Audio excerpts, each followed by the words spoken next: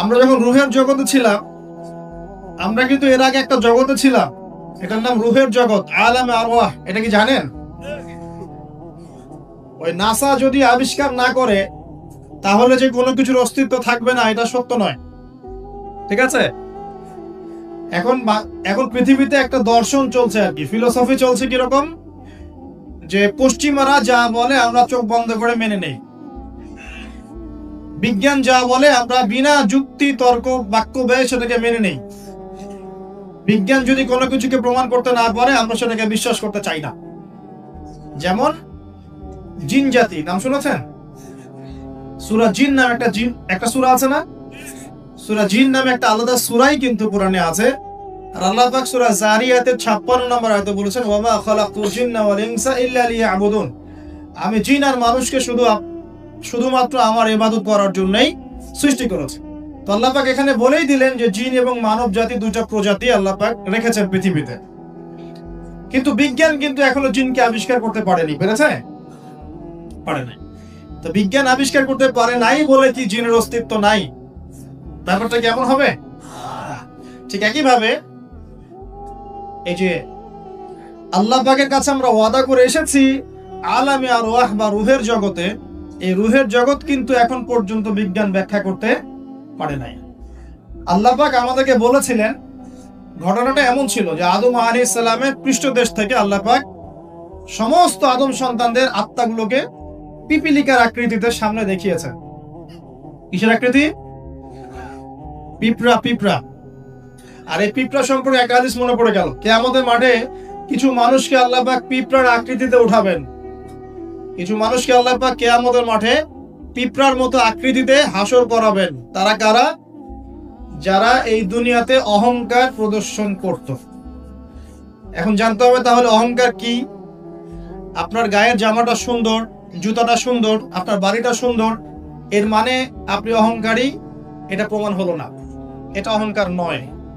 নবী সাল্লাল্লাহু আলাইহি ওয়াসাল্লাম বলেছেন অহংকার হচ্ছে দুটো জিনিসের সমন্বয়। একটা হচ্ছে মানুষকে তুচ্ছ তাচ্ছিল্য করা এবং সত্যকে প্রত্যাখ্যান করা। কাতারুল হাক্কি ওয়া গামতুন নাস, মানুষকে তুচ্ছ তাচ্ছিল্য করা এবং সত্য মানে আল্লাহ পাকের বিধান যেটা সত্য এটাকে অস্বীকার করা, এটা হচ্ছে অহংকার। ইবলিসের জ্ঞান ছিল না? ইবলিস কি আবেদ ছিল কিনা? আবেদ বোঝেন কিনা? আবেদ মানে যে প্রচুর ইবাদত বন্দেগী করেছে আল্লাহ পাকের। ইবলিস কি আল্লাহর ইবাদত করে নাই?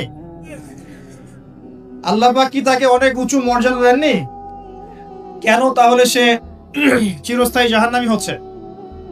উত্তর কি? একটা আদেশ আল্লাহ পাক করেছিলেন আদম আলাইহিস সালামকে সিজদা করার। ওয়া ইয কুলনা লিল মালাইকাতি ইসজুদু লিআদম ফাসাজাদু ইল্লা ইবলিস। আল্লাহ পাক ফেরেশতা মণ্ডলী সবাইকে বলেছিলেন যে আদমের সামনে সিজদা করো, সম্মানের সিজদা করো। কেন সিজদা করতে হবে? কারণ আদম আলাইহিস সালামকে আল্লাহ পাক নিজ হাতে সৃষ্টি করেছেন এবং তাকে আল্লাহ পাক সমস্ত জ্ঞান শিক্ষা দিয়েছেন। জ্ঞানের কারণে আদম আলাইহিস সালাম এখানে সুপিরিয়র। আল্লাহ পাক ফেরেশতাদেরকে ডেকে বলছেন তোমরা আদমের সামনে সিজদা করো। ইবলিস কিন্তু ফেরেশতা নয়, সে কিন্তু জিন। আল্লাহ পাক ফেরেশতাদেরকে বলছেন সিজদা করো, মানে কিন্তু এই নয় যে ইবলিসও ফেরেশতা। ইবলিস কিন্তু ফেরেশতা নয়, সে কিন্তু জিন জাতির অন্তর্ভুক্ত ছিল। এর দলিল সূরা কাহফের মধ্যে আছে, কানা মিনাল জিন ফাফাসাকা আন আমরি রাব্বি। ইবলিস জিন জাতির অন্তর্ভুক্ত একজন সত্তা ছিল। সে সিজদা করলো না, যুক্তি দিল, একটা বাতিল কিয়াস করলো, সেটা হচ্ছে খালাকতানি মিন নার ওয়া খালাকতাহু মিন তিন। আমাকে সৃষ্টি করেছেন আগুন দিয়ে এবং আদমকে সৃষ্টি করেছেন কি দিয়ে? মাটি দিয়ে। কেন আমি আদমকে সিজদা করব? মানে ইবলিস প্রমাণ করতে চাইলো যে আল্লাহর আদেশটা ভুল, আমি সঠিক। নাউজুবিল্লাহ। আবা ওয়াস্তাকবারা, সে উদ্ধত হলো এবং অহংকার প্রদর্শন করলো। এই একটা মাত্র কারণেই সে কিন্তু চিরস্থায়ী জাহান্নামের অন্তর্ভুক্ত হয়ে গেল। তো অহংকার কি? আল্লাহ পাকের আদেশটাকে তাহলে লঙ্ঘন করাই অহংকার, এবং অন্যকে তুচ্ছ তাচ্ছিল্য করাই কি? অহংকার। ইবলিস এখানে দুটো কাজই করেছে, আল্লাহর সত্যটাকে, হকটাকে অস্বীকার করেছে এবং আদম আলাইহিস সালামকে কি তুচ্ছ করে নাই? আচ্ছা, এখন আমরা যারা ইসলাম পালন করছি আমাদের মধ্যে এখন এই সমস্যাটা দেখা যায়, এই রোগটা দেখা যায়। 5 ওয়াক্ত নামাজ কয়েকদিন পড়লেই মনে হয় যে আমি খুব বড় মুসলিম হয়ে গেছি, অন্য ভাইরা মনে হয় খুব ভালো মুসলিম নয়, একটা ইগো প্রবলেম চলে আসে না? কথাবার্তা চাল চলনে, একটু ডিগ্রি সার্টিফিকেট অর্জন করলে মনে হয় যে আমি অনেক কিছু করে ফেলেছি, বা এমন কিছু ভালো করেছি মানুষকে না দেখানো পর্যন্ত ঘুম হচ্ছে না। বা আপনিও একজন দিনের প্রচারক, আরেক ভাই উনিও দিনের প্রচারক, তো তাকে নিন্দা সমালোচনার ঝর্ণা তুললে ভালো লাগছে না। মানে মানুষকে আন্ডার এস্টিমেট না করলে নিজের সুপিরিয়র এই সত্যটা প্রকাশ পাচ্ছে না, এটা কিন্তু অহংকার। আর আল্লাহ রাব্বুল আলামিন অহংকারী ব্যক্তিকে পছন্দ করেন না। অহংকার সম্পর্কে আল্লাহ পাক বলেছেন, এটা সম্ভবত হাদিসে কুদসিতে আছে, উলামায়ে কেরাম ভালো বলতে পারবেন, যে অহংকার আল্লাহর চাদর, এটা নিয়ে কেউ টানা হাসরা করলে আল্লাহ পাক সেটা সহ্য করবেন না। প্রিয় ভাইরা, ওয়াদা আমরা করে এসেছিলাম, ওয়াদার খেলাফ করলে কিন্তু আমরা মুনাফিক হয়ে যাব। কি ওয়াদা করেছিলাম? আল্লাহ পাক আদম আলাইহিস সালামকে সৃষ্টি করে তার পৃষ্ঠদেশ থেকে সমস্ত আদম সন্তানের যে আকৃতি, এই আকৃতি আল্লাহ পাক দেখিয়েছেন। কাকে দেখিয়েছেন? আদম আলাইহিস সালামকে দেখিয়েছেন। আদম আলাইহিস সালাম দেখছেন একটা আকৃতি, রূহ, খুবই সুদর্শন, খুবই সুন্দর দেখতে। তো তিনি জিজ্ঞাসা করলেন, হে আল্লাহ, এই কে, নাম কি? আল্লাহ রাব্বুল আলামিন বললেন, এ তোমার সন্তান, তার নাম দাউদ। কি নাম? দাউদ আলাইহিস সালাম, নাম শুনেছেন? আদম আলাইহিস সালাম বললেন, তার হায়াত কত হে আমার রব? আল্লাহ পাক বললেন যে 60 বছর। কত বছর? 60 বছর। আদম আলাইহিস সালাম বললেন যে আমার হায়াত থেকে আল্লাহ তুমি তাকে আরো 40 বছর দিয়ে দাও। এরপরে দাউদ আলাইহিস সালামের বয়স হয়ে গেল 100 বছর। দেখেন, তো এই সময় আল্লাহ পাক সমস্ত, আচ্ছা এখানে একটা কথা বলে দিই, এই যে দুইজনের নাম পেলেন এখানে, আদম এবং দাউদ, ঠিক আছে? এই দুইজন নবীকেই কিন্তু আল্লাহ পাক কোরআনের মধ্যে আল্লাহর খলিফা বলেছেন। এটা একটা কোইন্সিডেন্স, এটা একটা মিল কোরআনের। একটা কথা মনে রাখবেন যে কোরআনের একটা আয়াত কিন্তু আরেকটা আয়াতকে ব্যাখ্যা করে। কোরআনের আয়াতগুলো হচ্ছে, আমি একটা উপমা দিচ্ছি, আকাশের তারার মতো অনেকটা। আকাশের তারা দেখেছেন কখনো? সময় কোথায় তারা দেখার? এখন তো ফুটবল খেলার যুগ, খেলা দেখবেন নাকি ভাই? শেষ রাত্রে আমরা অ্যালার্ম দিয়ে উঠতে পারি আর্জেন্টিনার খেলা দেখার জন্য, কিন্তু অ্যালার্ম দিয়ে তাহাজ্জুদে উঠতে পারি না। তো এই যুব সমাজের নিশ্চয়ই অনেক কল্যাণ হবে। একটা অসুস্থ প্রজন্ম তৈরি করছি আমরা, অসুস্থ প্রজন্ম। খুব গভীরভাবে লক্ষ্য করবেন যে এরা বাবাকে সালাম দিতে লজ্জা পায়। কেউ সালাম দিলে ওয়ালাইকুম সালাম বলতে খুব লজ্জা লাগে, মনে হয় যে মাথা হেড হয়ে আসতেছে। বাইকের পিছনে মেয়ে নিয়ে ঘুরতে লজ্জা করে না। আর এখনকার বাইক গুলো মাশাআল্লাহ, আর আমরা তো ঢাকা শহরে থাকি, অনিচ্ছা সত্ত্বেও অনেক কিছু দেখতে হয়। এমন অনেক দৃশ্য দেখেছি আপনি বিশ্বাসই করবেন না, এটাও হচ্ছে সমাজে। গাড়ি নিয়ে যাচ্ছি, হয়তো বই পড়ছি, পড়তে পড়তে চোখটা লেগে গেলে একটু মানুষ তাকায় না দিকে দিকে, জানলা খুলে তাকিয়ে দেখছি যে গাড়ি নিয়ে যাচ্ছে, ড্রাইভার ড্রাইভ করছে, পিছনের সিটে এক ছেলে বসে আছে, ওই ছেলের কোলের উপরে একটা মেয়ে বসে আছে। প্রকাশ্যে নবী সাল্লাল্লাহু আলাইহি ওয়াসাল্লাম কি বলেন নাই হাদিসটা? কিয়ামত হবে না ততদিন পর্যন্ত যতদিন পর্যন্ত মানুষ রাস্তাঘাটে জেনা না করবে। মেলে নাই হাদিস? কিয়ামতের কোন নিদর্শনের জন্য অপেক্ষা করছে বলেন? নবীজি বলেছেন জীবনের শেষের দিকের একটা হাদিসে, হাদিস জিবরিল, এখানে নবী সাল্লাল্লাহু আলাইহি ওয়াসাল্লাম মাত্র 2টা আলামত বলেছেন কিয়ামতের। কয়টা? এই 2টার মধ্যে একটা হচ্ছে ওয়ান তারাল হুফাতাল আওরাতাল আলাতা রিয়াশাই ইয়াতাতাওয়ালুনা ফিল বুনিয়ান। সমাজের সবচেয়ে নিম্ন শ্রেণীর নগ্ন পায়ের, মানে জুতা কেনার টাকা ছিল না, নগ্ন গায়ের মানে কাপড় কেনার টাকা ছিল না, এই শ্রেণীর মানুষ, ধনীদের কথা বলা হচ্ছে না, এই গরিব নিঃস্ব শ্রেণীর মানুষ ইয়াতাতাওয়ালুনা ফিল বুনিয়ান, উঁচু উঁচু অট্টালিকা নির্মাণের প্রতিযোগিতা করবে। মিলেছে? মধ্যপ্রাচ্যের অনেক কান্ট্রি আছে, তাকিয়ে দেখবেন। এক সময় বেদুইন ছিল, বেদুইন মরুভূমিতে থাকতো। এখন দেখবেন কনস্ট্রাকটিভ বিল্ডিং নির্মাণের কারো 100 তলা, কারো 200, কারো 150 প্রতিযোগিতা। আমাদের ঢাকা শহরে গিয়ে দেখবেন, ঢাকার মতো বড় বড় শহরগুলো যেগুলো আছে, বাংলাদেশ হোক অন্যান্য কান্ট্রিগুলোর হোক, আর পশ্চিমার তো কথাই নাই, বিগত 100, 200, 300 বছরে এই কনস্ট্রাকটিভ বিল্ডিংস নির্মাণের প্রতিযোগিতা বেড়েছে বেশি। এগুলো আগে ছিল না। জীবনের শেষের দিকে নবী এই হাদিস বলে গেছে সাল্লাল্লাহু আলাইহি ওয়াসাল্লাম। একটা প্রশ্ন, কিভাবে নিঃস্ব একজন মানুষ এরকম উঁচু উঁচু বিল্ডিং নির্মাণ করতে পারে, 10 তলা, 20 তলা, 50 তলা? কিভাবে সম্ভব? আমার গবেষণা, ক্ষুদ্র গবেষণা হচ্ছে তিনটা পদ্ধতিতে হতে পারে। এক, যদি তার কাছে কোনো গুপ্তধন আসে, আল্লাহর পক্ষ থেকে কোনো ধন সম্পদ চলে আসে, যেমন ব্ল্যাক অয়েল, মানে ব্ল্যাক গোল্ড। বুঝতে পারছেন কার কথা বলছি? তেল, তেল, মাটির নিচে তেল, তেলের খনি পেয়ে গেলে আপনি তো মাশাআল্লাহ সচ্ছল। এখন এখন করতে পারবেন। সোনার খনি পেলে করতে পারবেন। 2 নাম্বার হচ্ছে সুদ। সুদের মধ্য দিয়ে সম্ভব নিঃস্ব মানুষের বিল্ডিং তোলা। আর 3 নাম্বার হচ্ছে অন্যের সম্পদ জোর দখল করা, জবরদখল করা। আমার কাছে মনে হয় এই 3টা পদ্ধতি হতে পারে, যার মধ্য দিয়ে একজন নিঃস্ব মানুষ উঁচু উঁচু বিল্ডিং নির্মাণের প্রতিযোগিতা করবে। ইয়াতাতাওয়ালুনা ফিল বুনিয়ান, নবীজি বলছেন নির্মাণ করবে এমন না, কম্পিটিশন হবে। তোমার 10 আমার 11, তোমার 11 আমার 12, তোমার 12 আমার 13। আমি সিলেট অঞ্চলে গিয়েছিলাম প্রোগ্রাম করতে গত বছর। দেখেছি মানুষ বিশাল বিশাল জায়গা জুড়ে লন্ডন লন্ডন আমেরিকা এই আদলে বাড়িঘর নির্মাণ করছে, আবার 1 বছর নির্মাণ করার পর পরের বছর ভেঙে নতুন করে আবার করা শুরু করছে। কত শখ, কত টাকা পয়সা মানুষের। অথচ এই ধন সম্পদের হিসাব আল্লাহর কাছে কড়ায় গন্ডায় দিতে হবে না? একটা হাদিস পড়ছিলাম গতকালকেই, মনে হয় আবার পড়ছিলাম, যে গরিবরা 500 বছর আগে জান্নাতে যাবে ধনীদের চাই। গরিবরা জান্নাতে চলে যাচ্ছে, আর আপনার ধনীদেরকে ধন সম্পদের হিসেবের জন্য দাঁড় করিয়ে রাখা হোক। জাকাত দেওয়ার নাম নাই, উঁচু উঁচু বিল্ডিং নির্মাণের প্রতিযোগিতা চলছে। দুনিয়ার জীবনে টিকে থাকার জন্য এত কিছুর প্রয়োজন আছে? নবী সাল্লাল্লাহু আলাইহি ওয়াসাল্লাম বলছেন যে দুনিয়াতে তুমি থাকো মুসাফিরের মতো, প্রয়োজন পূরণ হয়ে গেছে, যথেষ্ট। হ্যাঁ, অবশ্যই আমরা যদি সামর্থ্য থাকে 10 তলায় ইসলামিক কোনো প্রতিষ্ঠান গড়ে তুলবো, কোনো সমস্যা আছে? দিনের বড় মার্কাজ গড়ে তুলবো, ইনশাআল্লাহ, কোনো সমস্যা? নিজে বাঁচার জন্য, ভোগ বিলাসের জন্য দুনিয়া থেকে মত্ত হয়ে থাকা যাবে? দুনিয়ার নেশা যাকে পেয়ে গেছে, আলী রাদিয়াল্লাহু আনহু বলেছেন, দুনিয়ার নেশা যাকে পেয়ে গেছে তার নেক আমল কমে গেছে। তিনি বলছেন দুনিয়া সাপের মতো, টাচ করতে মনে হবে খুব সফট, নরম।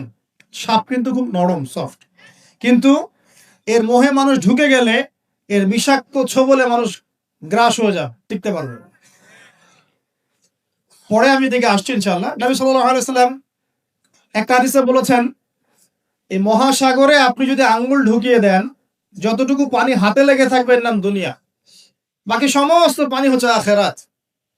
এটাই হয়তো ওই আয়াতের ব্যাখ্যা হতে পারে, বাল তুসিরুনাল হায়াতাদ দুনিয়া ওয়াল আখিরাতু খায়রুন ওয়া আবকা। তোমরা দুনিয়ার জীবনকে প্রাধান্য দিচ্ছ, কিন্তু আখিরাত চিরস্থায়ী এবং উত্তম। একটা হাদিসে পড়েছিলাম, নবী সাল্লাল্লাহু আলাইহি ওয়াসাল্লাম যাচ্ছেন সাহাবীদেরকে নিয়ে, রাস্তায় একটা মৃত ছাগলের বাচ্চা বা ওই বকরির বাচ্চা ছিল, মৃত। নবীজি বলছেন, এই মৃত ছাগলের বাচ্চাটা তোমরা কি 1 দিরহামের বিনিময়ে কিনতে চাও? সাহাবীরা বলছেন, বিনামূল্যে দিলেও তো কেউ নিবে না ইয়া রাসূলুল্লাহ সাল্লাল্লাহু আলাইহি ওয়াসাল্লাম। নবী সাল্লাল্লাহু আলাইহি ওয়াসাল্লাম বলছেন যে আল্লাহর কাছে এই পুরো দুনিয়ার মূল্য এই মৃত ছাগলের সমান নয়। নবীজি একটা হাদিসে বলেছেন সাল্লাল্লাহু আলাইহি ওয়াসাল্লাম, আল্লাহ পাকের কাছে যদি দুনিয়ার মূল্য একটা মাছির দানার পরিমাণ হতো, আল্লাহ পাক কোন কাফের মুশরিককে 1 ঢোক পানি খেতে দিতেন না। তো দেখুন ভাইরা, এই আহদে আলাস্তুর কথা বলছিলাম, তখন আল্লাহ রাব্বুল আলামিন আদম সন্তানদেরকে জিজ্ঞাসা করেছিলেন যে আলাস্তু বিরাব্বিকুম, আমি কি তোমাদের রব নই? কি বলেছিলেন? আলাস্তু বিরাব্বিকুম, আমি কি তোমাদের রব নই? আমরা সবাই বলেছিলাম বেলা, অবশ্যই আল্লাহ আপনি আমাদের রব। এটা আমরা বলে এসেছি মহাবিশ্বে। আমরা এখন যেখানে বসবাস করছি এর উপরে 7 আসমান আছে। কত আসমান? 7 আসমান মানে 7 মহাবিশ্ব আছে। এক মহাবিশ্ব থেকে আরেক মহাবিশ্বের দূরত্ব হচ্ছে 500 বছরের রাস্তা। এরকম করে 7টা আসমান আছে। তার উপরে কুরসি, ওয়াসিআ কুরসিয়ুহুস সামাওয়াতি ওয়াল আরদ। তার উপরে আছে মহাসাগর, যার গভীরতা 500 বছরের পথ। তার উপরে আছে আরশে আজিম, যে আরশ বহন করে নিয়ে আসবে মাত্র 8 জন ফেরেশতা। কতজন? আরশের উপরে আল্লাহ রাব্বুল আলামিন সমুন্নত। আল্লাহু আকবার যে আমরা বলি, আল্লাহ পাক যে কত বড় এখন চিন্তা করেন। আপনি যদি এই পৃথিবীটা ঘুরে দেখতে পারেন বা আল্লাহ পাকের নিদর্শনগুলো ঘুরে দেখতে পারেন, এই প্রকৃতি, এই নদী, সমুদ্র, পাহাড়, ফুল ইত্যাদি, আপনার কলব যদি জিন্দা থাকে আপনি বুঝতে পারবেন যে আল্লাহ রাব্বুল আলামিন শুধু সবচেয়ে মহান সত্তাই নন, বরং সবচেয়ে সেরা শৈল্পিক সত্তা। এত নিপুণতা, মানে আল্লাহ পাকের গায়রত, মর্যাদা, আল্লাহ রাব্বুল আলামিনের যে মানে রুচিবোধ এত উচ্চ মানের। আজকে সকালে গোলাপ ফুল দেখছিলাম। কি ফুল ভাই? ফুল টুল দেখেন মাঝে মাঝে? গার্লফ্রেন্ডকে দেন নাকি? ওয়াইফকে দিবেন? কাকে দিবেন? বাসায় ওয়াইফকে দিবেন। ওয়াইফকে দিবেন, দিয়ে ভালোবাসার এজহার করবেন, বলবেন আমি তোমাকে অনেক ভালোবাসি। মেয়েরা এগুলোই চায় যে আপনি তাকে প্রশংসা করেন, ভালোবাসেন, আদর মোহাম্মত করেন। তারা এগুলোই মনে মনে চায়। হয়তো আপনাকে তারা বলে না, কিন্তু তারা এটাই চায়। যদি আপনি করতে পারেন ইনশাআল্লাহ তারা আপনার কন্ট্রোলে থাকবে। যদি কাঠখোট্টা হয়ে থাকেন সাংসারিক জীবনে, তাহলে দেখবেন রসকস কমে গেছে আর কি। তখন স্ত্রীও খুঁজবে আর একটা হ্যান্ডসাম ছেলে, হ্যাঁ, ফোনে, ওই কলিগের ওখানে, ব্যাংকে, অন্য জায়গায়। এখন তো ফ্রি মিক্সিং এর যুগ। বাসায় স্বামী থাকবে, বাইরে একটা ছেলে প্রেম হবে। আবার দেখা যাবে আপনারও মন উঠে যাচ্ছে আপনার কাছে, বা আপনার নিজের স্ত্রীকে ভালো লাগছে না, অন্য মেয়েকে ভালো লাগছে। সাংসারিক জীবনটাকে মধুর রাখার জন্য নবী সাল্লাল্লাহু আলাইহি ওয়াসাল্লামের সুন্নতগুলো পালন করতে হয়। স্ত্রীকে হাদিয়া দিবেন, তোহফা দিবেন, ভালোবাসবেন, এবং সে আপনাকে কষ্ট দিবে এটা ধরে নেবে। সে আপনাকে সারা জীবন কষ্ট দিবে এটা আপনি মাথায় সেট করে নেবেন। ইনস্টল দিবেন, সফটওয়্যার ইনস্টল দেই না আমরা, প্লে স্টোর থেকে অ্যাপস ইনস্টল করেন না, আপনার লাইফে একটা অ্যাপস ইনস্টল করবেন যে স্ত্রী আপনাকে কষ্ট দিবে।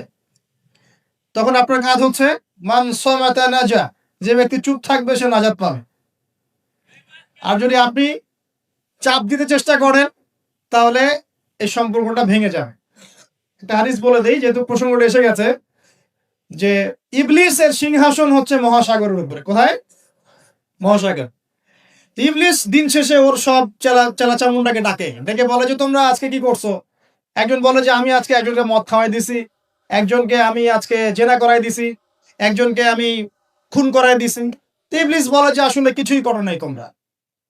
তো একজন এসে বলে যে আমি আজকে অমুক পরিবারের মধ্যে স্বামী স্ত্রীর মাঝখানে বিচ্ছেদ ঘটাই দিছি। তখন ইবলিস তাকে কাছে ডেকে নিয়ে আসে, নিয়ে এসে মেডেল পরায় দেয়, গোল্ড মেডেল দিয়ে বলে যে হ্যাঁ তুমি একটা কাজের কাজ করছো। এগুলো ইজহার করবেন, পরিবার সুন্দর হবে ইনশাআল্লাহ। আমরা দোয়া করি আল্লাহ পাক আমাদের পরিবারগুলোকে জান্নাতি পরিবার বানিয়ে দিন, স্বামী স্ত্রীর মধ্যে মিল মহব্বত বাড়িয়ে দিন।